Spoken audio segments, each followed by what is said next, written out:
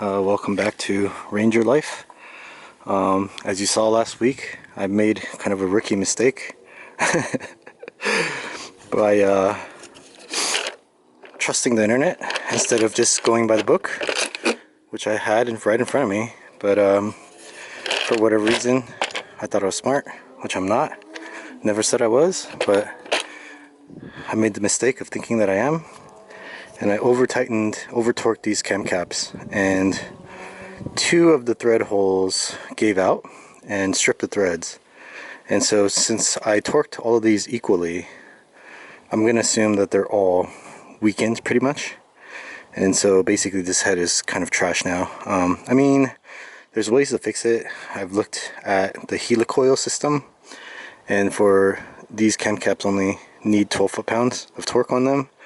So for that purpose, helicoils or time certs or whatever, they're basically little springs that you can screw into to new threads that you cut, and then you can screw the bolt into those, basically what are pretty much like springs, but they're shaped a little differently, a little sharper edges than a normal coil spring, which is round. So for 12 foot-pounds of force, I'm sure those helicoils will work great, and also would make those threads more durable, so that if I were to change cams or something next time, there'd be no danger of really damaging the threads at all. But yeah, I just decided that instead of, because there's what is there, like, what is that, 8 there, 16, and then plus 3, so there's 19 holes I would have to drill and tap and helicoil or whatever, or whichever brand I was going to use. And I'm not sure that I could make those straight and like completely like perfect all 19 times or whatever. I could probably do it for once or twice or 3 times or whatever, but 19, like, obviously there's probably going to be at least half of them, I would assume, are going to be a little off or crooked or something, you know what I mean? I'm going to mess it up somehow. So instead of messing around with that and risking having my cams come off, I'm just gonna, like I said last week, I decided that I'm just gonna reuse the old head here. So I'm gonna take this head off, which I've already sort of started, but I'm gonna finish it today, and just clean this head up as much as possible.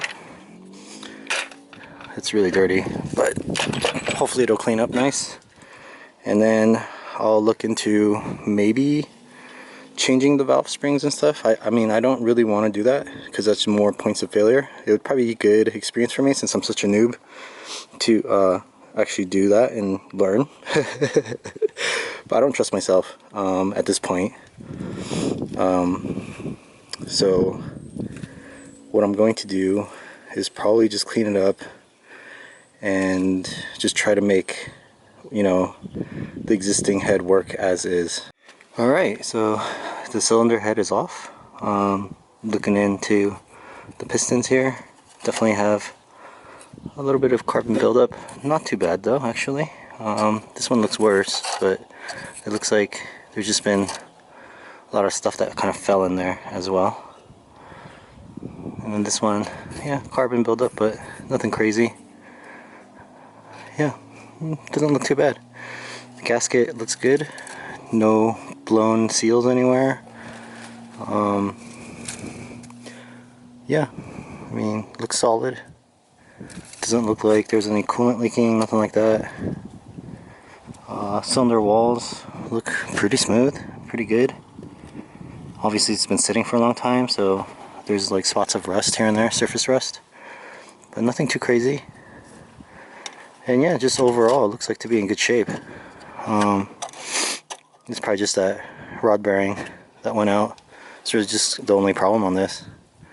So I thought there would be a lot more carbon actually inside of these cylinders, but I guess not. I guess we'll find out when we check the head. So here's the head. I haven't really looked at it since taking it off. Obviously the top is still the same. Let me see if I can flip this over. I think I'm gonna need 2 hands for this. Looking at the valves here, they also don't look that bad. There's some carbon buildup obviously, but I'm going to clean that up and then should be fine. So yeah, it's a good thing I had this old head to work with. or else I really would have been kind of screwed with that one. I guess I would have had to resort to helicoiling. You can always fix something, right? But reusing the old head negates the need for the VCT delete, because this head doesn't have one, obviously. And also, I don't need to adapt the intake anymore, so the intake can just be stock. Or at least, you know, so in some ways it works better using the old head. Or at least that's the narrative I'm going to tell myself to make me feel better about screwing it up. Alright, so here is the head all cleaned up pretty much. Just need to wipe it down a couple more times before I put the head gasket on.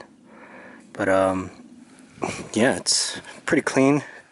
It was a mess, but I got most of the grime off, so that's good. And then looking here, that all looks pretty good. I mean, there's some carbon, but really it's not that much for a 200,000 mile engine. Once I started driving it, I got it when it was around maybe 140. You know, I did some seafoam treatment here and I tried to maintain it, you know, as well as I could. But I don't really know how it was treated before then. Probably not very well. But I knew that it wasn't driven that hard, usually. So, and I didn't really drive that hard either. These two spark plugs look like they're pretty much worn down to nothing. But these two down here look fine. So, and the valves look good too. There's a little bit of carbon buildup on the heads of the exhaust valves, or I think that's the exhaust valves, right? Yeah, but nothing too bad, nothing too crazy, just a little bit. Not really enough to warrant, you know, calling them bad or anything. They're still good.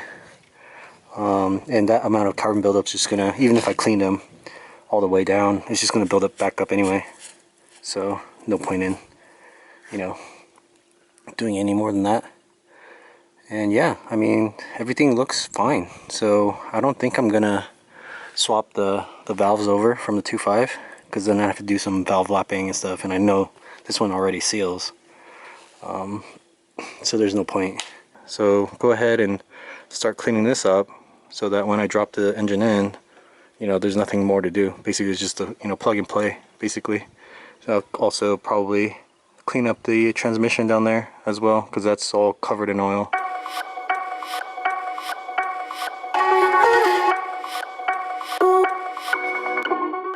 Alright, well, got as much cleaning as I can get done for today, and I'll continue it next week, and it'll be super clean.